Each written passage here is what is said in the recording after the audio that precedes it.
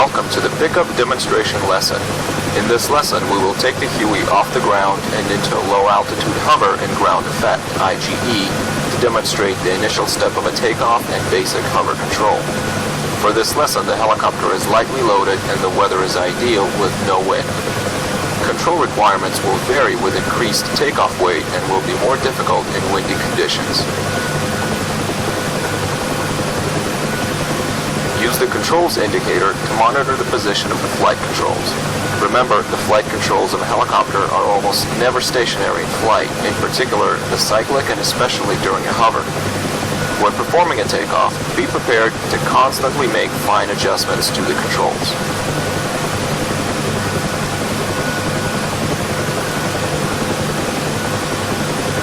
Let's take a look at the position of the flight controls. At mission start, the cyclic and pedals are neutralized in the center. The collective is in a fully down position.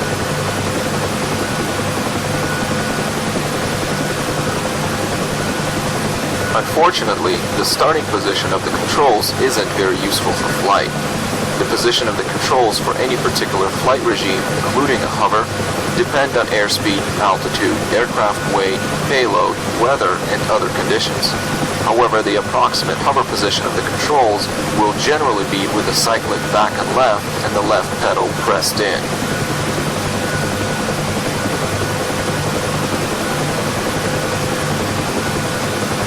I will now set my controls in the approximate hover position.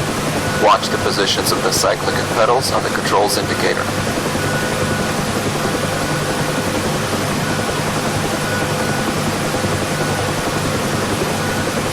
Once your controls are set in the approximate hover position, begin to very slowly raise the collective. Do this slowly enough to give yourself time to counteract any movement you detect from the helicopter. Counter any roll and sliding tendency with very light opposite cyclic. Counter any nose yaw with very light opposite pedal. Pay attention to how the cyclic is used continuously to make fine adjustments in attitude, and the pedals are used to maintain heading.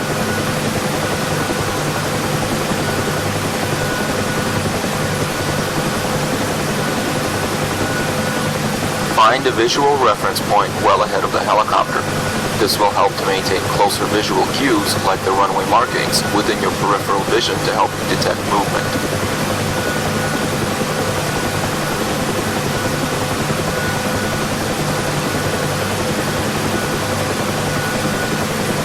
Allow the helicopter to settle at a desired altitude and let the collective rest in place. The helicopter hovers best near the ground, where ground effect acts like an air cushion below the helicopter. Ground effect is only present to an altitude of approximately half of the rotor's diameter, or about 24 feet. It is reduced as altitude increases.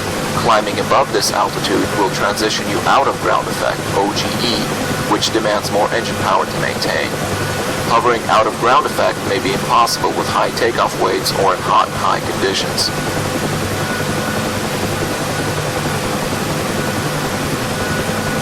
When performing a takeoff, you will proceed with the transition to forward flight from a hover altitude of about 3 feet skid height.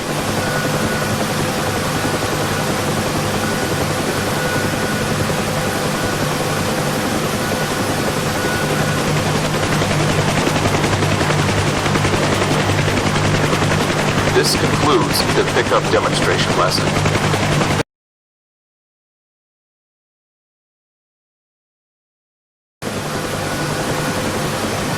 Welcome to the takeoff demonstration lesson. In this lesson, we will transition from a low altitude hover into forward flight to complete the takeoff. You should already be familiar with the pickup lesson and be able to take the helicopter off the ground and into a hover and ground effect, IGE. Use the controls indicator to monitor the position of the flight controls. One of the critical elements of this lesson is the change in the position of the controls seen as we pick up airspeed and transition the helicopter from a hover into forward flight.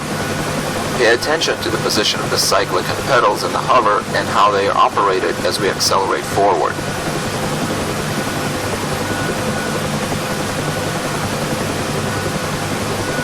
As always, it's important to make sure your control inputs are smooth and continuous, giving you plenty of time to balance the helicopter and keep it flying where you want it to and not where it wants to fly you. I will now bring the helicopter to a low altitude hover as demonstrated in the pickup lesson.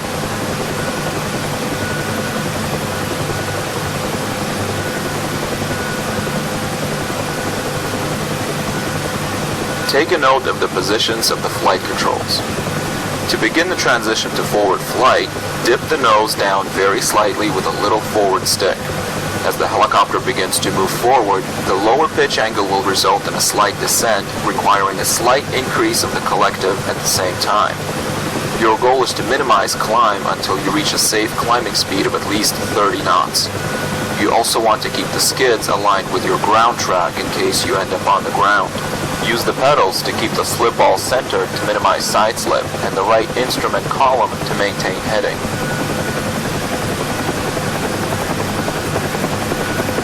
The vibrations indicate that you are passing through effective translational lift, or ETL, which means you are flying fast enough to be ahead of your own turbulence and the rotors are becoming increasingly more efficient in the smooth air.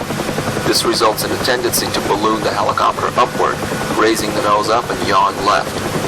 These tendencies need to be anticipated and compensated for by pushing the stick forward to prevent an early climb and decreasing left pedal input to maintain heading.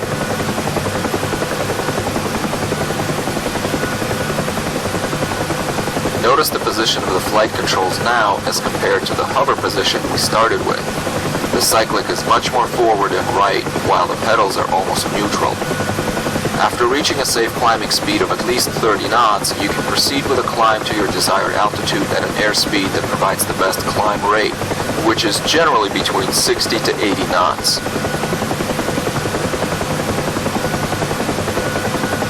This concludes the takeoff demonstration lesson.